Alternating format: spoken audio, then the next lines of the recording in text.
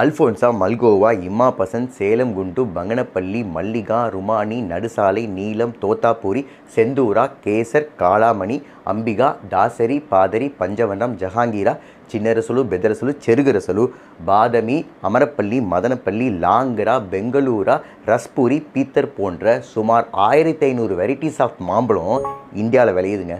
உலகத்திலேயே மாம்பழத்தை அதிகமாக உற்பத்தி செய்கிறது இந்தியா தான். கிட்டத்தட்ட வருஷத்துக்கு 20 மில்லியன் டன்ஸை உற்பத்தி செய்யுது. அதில் 5% கீழே தான் வெளிநாட்டுக்கு அனுப்புகிறோம். ஏன்னா மீது எல்லாத்தையும் நம்மளே சாப்பிட்றோம். ஏன்னா மாம்பழத்து மேலே அவ்வளோ பிரியம். அதனால தான் நம்ம அதை கிங் ஆஃப் ஃப்ரூட்ஸ் அப்படின்னே சொல்கிறோம். மாம்பழத்தோட நிறத்துக்கும் சுவைக்கும் தான் நம்ம அட்ராக்ட் ஆகிறோமே. பீட்டா கெரட்டின் அப்படிங்கிற ஒரு பவர்ஃபுல் ஆன்டி ஆக்சிடென்ட் இருக்கிறதுனால தான் அதுக்கு அந்த கலரே. அது மட்டும் இல்லாமல் மேஞ்சிஃபெரின் அப்படிங்கிற ஒரு ரேர் ஆன்டி ஆக்சிடென்ட்டும் மாம்பழத்தோட தோலில் அதிகமாகவே இருக்குது. அதனால் தோலையும் தாராளமாக சாப்பிடலாம். மாம்பழத்தோட சுவைக்கு காரணம் அதோட இனிப்புத்தன்மை தான்.